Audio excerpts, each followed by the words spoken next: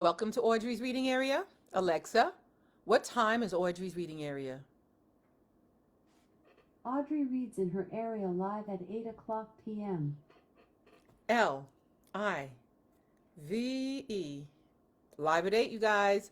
Shout out to my grandbabies, Korea, Sanaa, David the Third, and Kaden. I love you and I miss you guys so much. All my heart. Anyway, you guys, if you please click that like button and please click that share button, then go on over to YouTube. Smash that subscribe button for me. All right, all right, all right. It is still National Women's Month. So I'm going to read my story on Lady Liberty. You know, it's a lady. Statue of Liberty. Lady Liberty. The book is called Liberty Arrives. Liberty Arrives. How America's Grandest Statue Found Her Home. Written by Robert Byrd. I'm going to guess that the pictures or illustrations are by him also because it doesn't say, it doesn't specify an illustrator. And I also, in this picture, want to point out, like when I was younger and we went up to the Statue of Liberty, we used to be able to go all the way to the top, to the crown like this. I don't think they allow that anymore. Lady Liberty. So, we're going to start with this book. There's a lot in this book. Like the illustrations are really nice too. That's the what the Statue of Liberty holds in the hand that you don't see here. So, the introduction. Lady Liberty. And all the people they're watching. The introduction says, America, the 4th of July. It says, the Statue of Liberty rises tall and regal in New York Harbor. A powerful symbol of freedom, she has greeted millions of immigrants seeking a new life in America. Her solemn presence there for more than 130 years has been a constant reminder of the principles and promises in the Constitution of the United States. But the statue, Lady Liberty herself, was, well, let me say, it says Lady Liberty herself had a long and uncertain trip to where she stands. So born in France, they made her in France. The Statue of Liberty was to be the world's biggest birthday present to the United States for the nation's centennial celebration in 1876. Many French people admired America's idea of freedom and liberty. They wanted to honor America's 100th birthday with something equally impressive, something grand, like America itself. The gift was to be like nothing else in the world, for a country like no other in the world. It was a big idea. Big ideas are not small things to accomplish. The Statue of Liberty required creative thinking, planning, and lots of hard work. Many people helped, sometimes in unexpected ways. A sculptor designed it, and a bridge engineer figured out how to build something so huge. Countless craftsmen and workers constructed the statue at her base. A newspaper publisher spurred on a needed fundraising campaign across the whole country.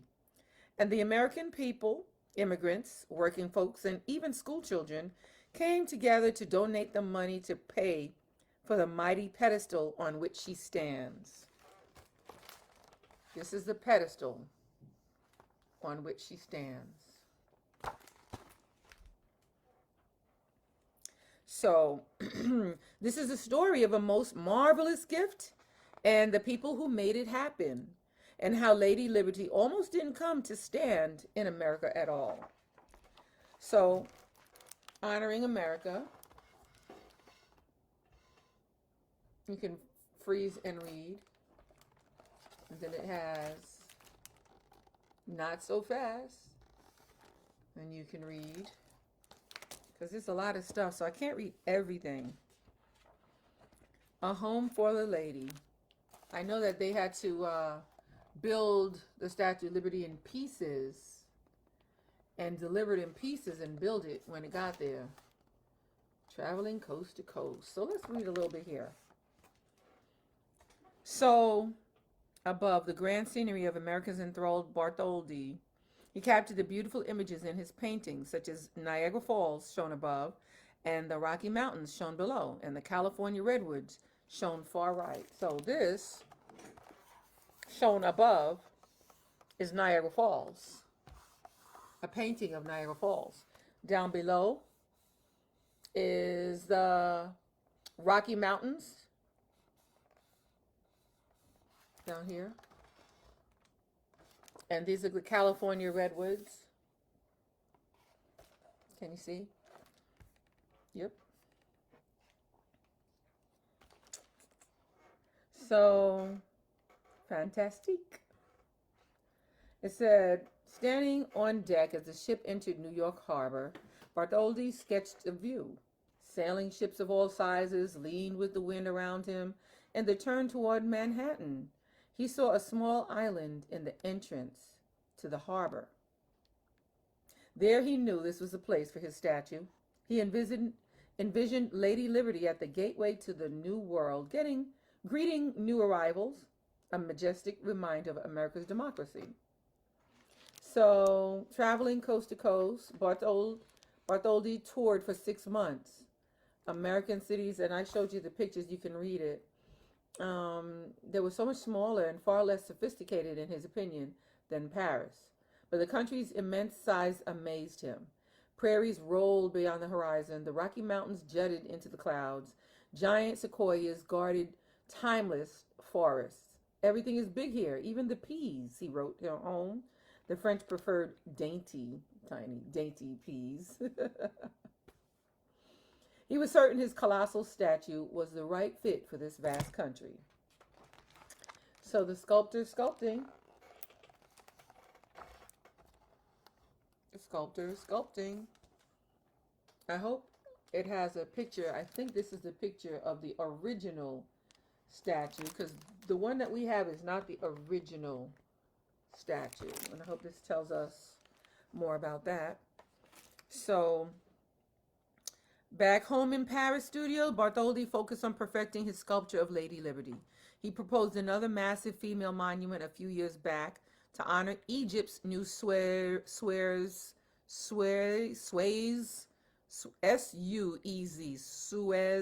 Canal. The deal fell through. Their loss.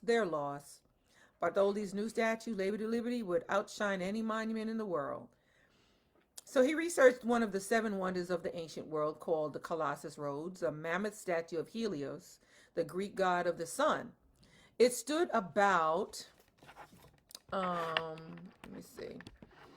It stood about 108 feet tall. Bartholdi's Lady Liberty would stand a lot taller than that. So he's talking about what she would look like, model after model. It grows and it grows. Look at this. It grows and it grows. So, yeah, putting together these pieces. The torch. Bartholdi unveiled his final sculpture of Liberty enlightening the world at elegant fundraising dinner on November 6, 1875. The gala earned about $25,000, a good start. It would take 10 times that much to pay for craftsmen, tools, and raw material. He left the money problem to La Boulaye for the moment. He had a statue to make. So he was building this thing. Because of its great size, Bartholdi chose lightweight copper for his final work. He would need about 300 copper sheets, each just 3 by 32 thick, the height of 2 stacked pennies. Each sheet would be hammered into a wooden mold using an ancient process called repousser, meaning to push back. Let me clean this a little bit. Each model held a reverse imprint of one part of Lady Liberty. So where the statue's elbow bent out, the wooden mold curved in. Bam, bam, bam went the hammered copper sheets, was popped from the mold and turned over. It held the exact shape of the statue.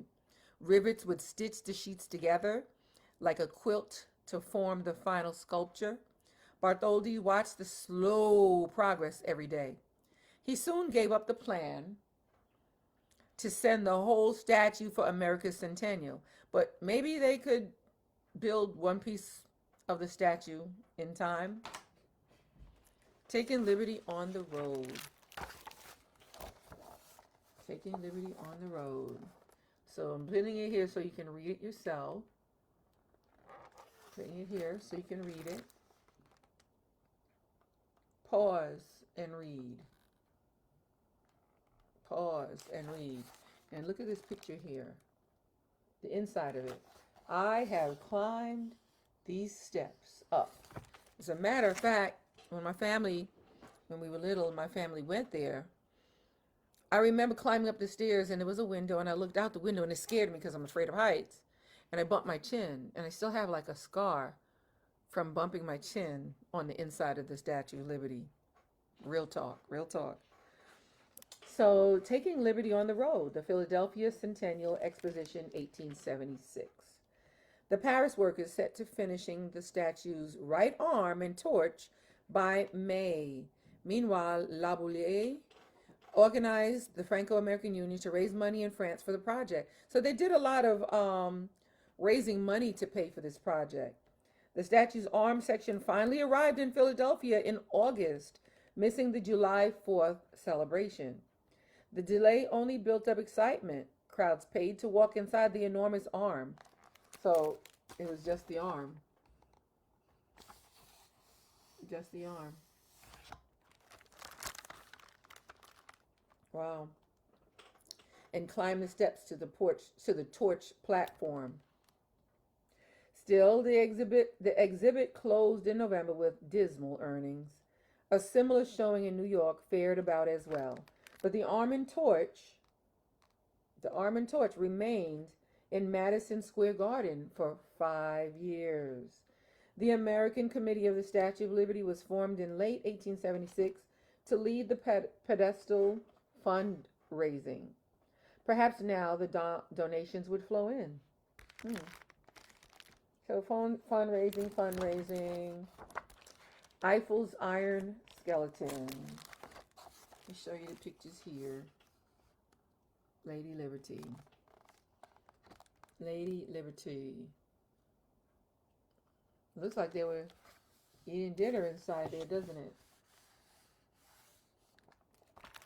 So above it says, I'm going to read what it says under this picture.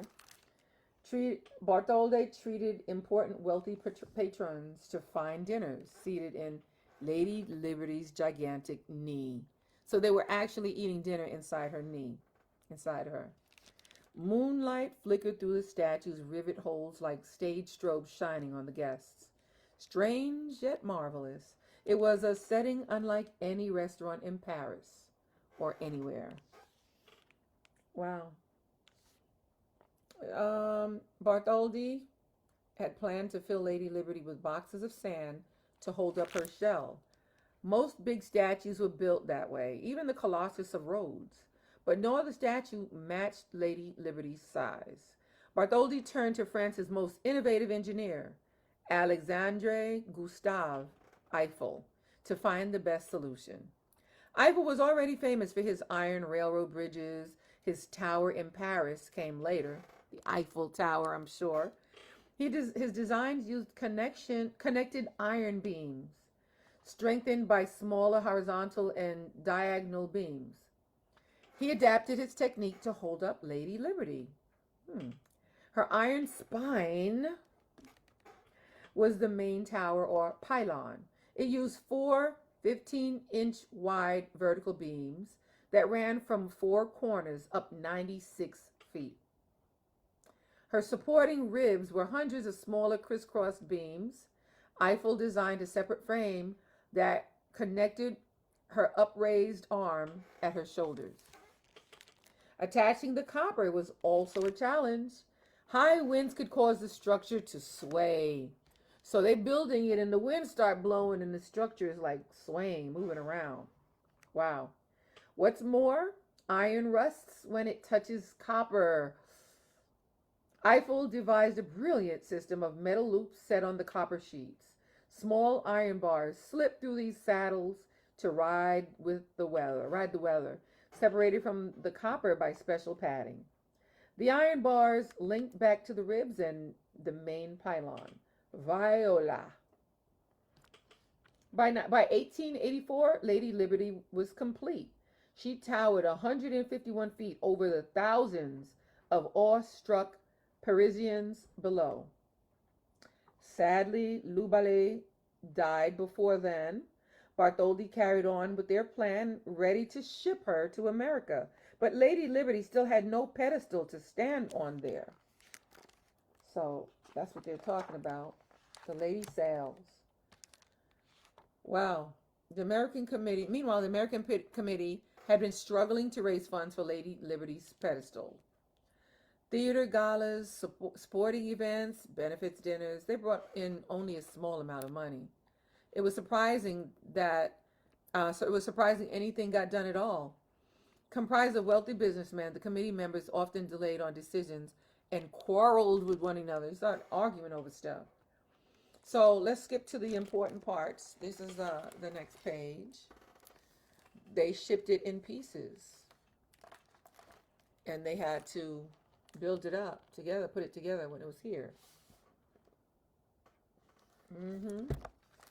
So it says, he ordered his workers to take apart the great figure they just built. They marked the copper sheets and iron pieces and packed them into 214 labeled crates for shipping by train to the port of Rouen. They were loaded onto the French warship Isir for the trip to New York. Thousands of people lined the shore to welcome the Isir and her cargo. Their cheers blended with boat whistles and horns, a joyful noise that wafted across the entire harbor. The French ship docked at Bedloe's Island, and the crew made ready to unload Lady Liberty's crates. They had plenty of time. The pedestals was not finished, though. Okay. Who can save her? It says, who can save her? And I'm going to read about it in a minute. Joseph Pulitzer, newspapers, the power of the press. Once again, you can pause and read. Pause and read.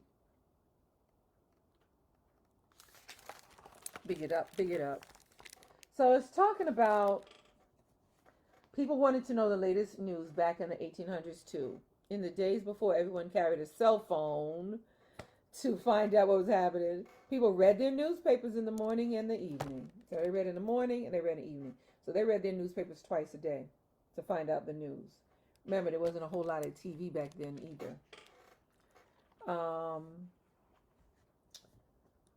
Pulitzer had seen Lady Liberty's colossal head at the Paris Universal Exposition when he visited the city on his honeymoon in 1878. He used the world to remind readers of the pedestal issue, running political cartoons that made fun of the stingy wealthy. He put the Statue of Liberty on the paper's masthead for emphasis. Everyone knew where he stood. Not all agreed with him. Harper's new monthly magazine suggested the French should have given both the statue and the pedestal instead of just half of a gift. Other editorials from outside of New York City thought the statue wasn't really a gift for the entire country, but only for the city. And that's who should pay for it. Wow. Some wondered if the monument was all that important anyway.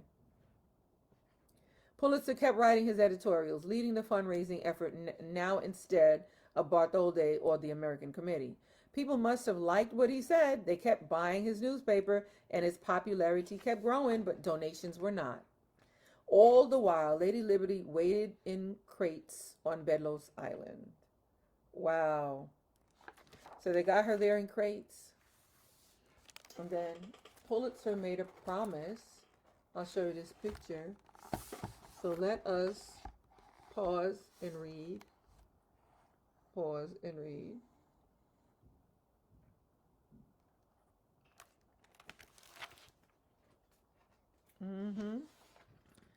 Pennies for the pedestal.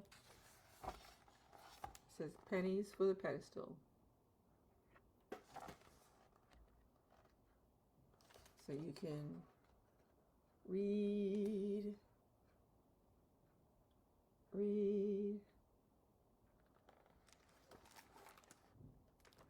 and read.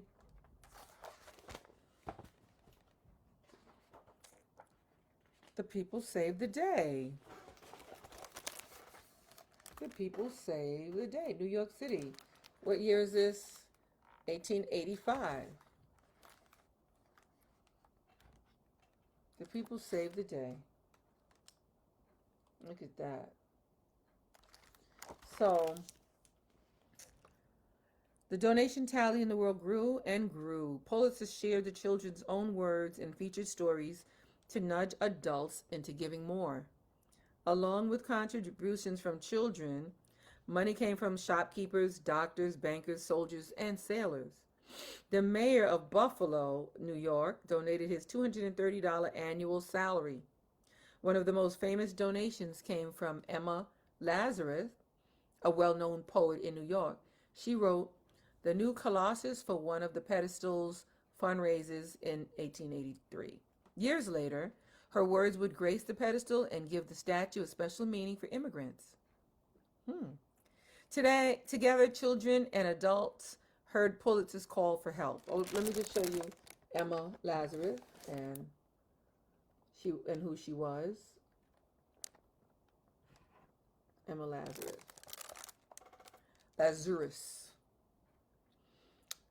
So it talks about the pedestal was a grand structure in itself. Yes, it is. Workers attached polished granite slabs to the huge concrete base, the biggest buildings in the United States at that time. The pedestal soared upward, eventually standing 89 feet above its foundation on the top of the island's old star-shaped Fort Wood. On April 22, 1886, the last pedestal piece was laid. Masons tossed silver coins into the wet mortar to celebrate. Nice. Nice. The final work begins. See how they got the pieces? The final work begins. The giant puzzle. Look at that. Let you read. The giant puzzle. Above, I'm going to read this. It says, despite rain and fog, more than 1 million people in New York honored Bartholdi in a grand parade. Afterward, they flocked to the downtown waterfront to watch the ceremony attended by the President Grover Cleveland and other dignitaries. So it was an important thing. It was a big deal. Back then, they have a picture, and there she was. Look at this. And there she was.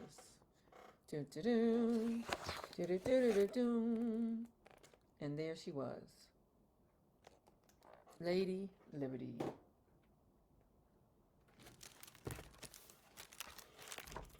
Says on her granite-clad pedestal stood Bartholdi's beautifully big idea. Holding her lamp high, a torch. Lady Liberty enlightening the world, one of the greatest gifts to America that almost never happened. Magnifique. French word for magnificent. Magnifique.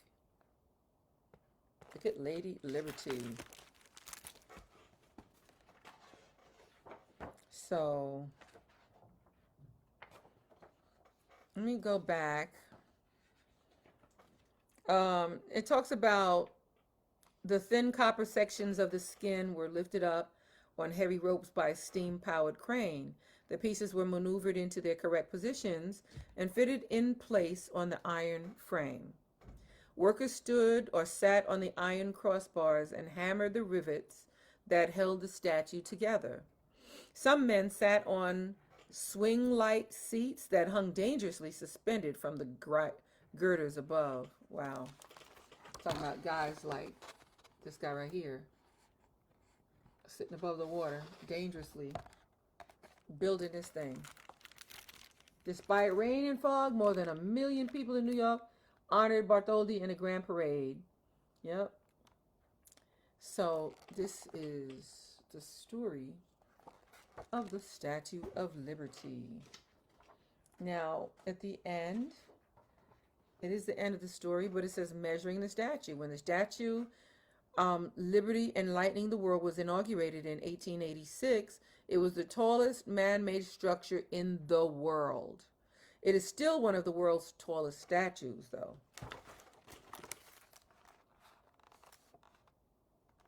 So you can see all the little details, all the measurements of everything. Look at that. Beautiful, right? And so this is the timeline here. A timeline. You can pause and read,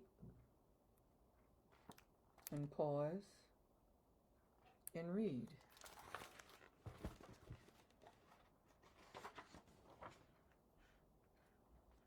And it has a little bit more on the stories of the statue, because we all know the color of it is like this now.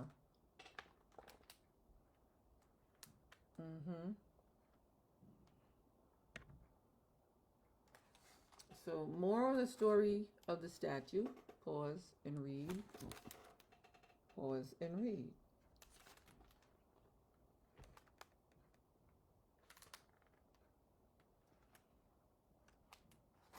All right.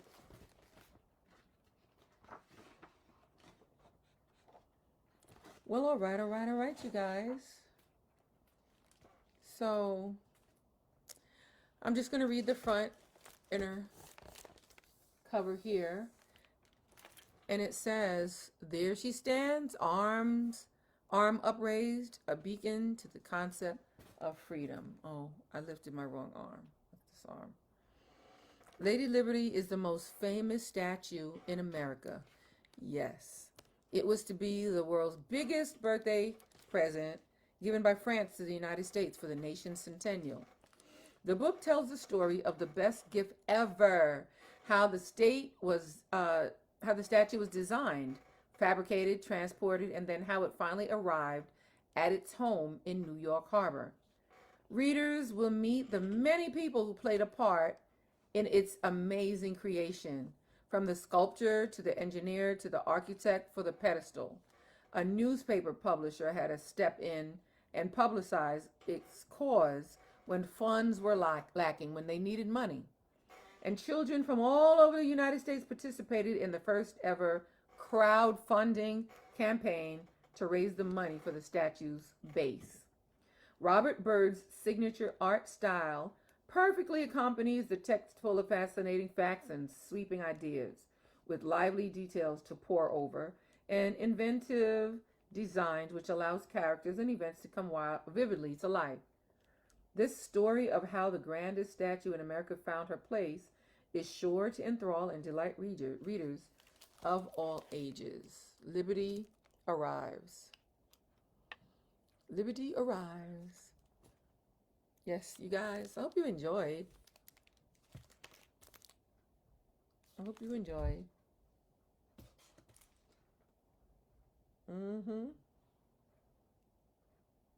Yep.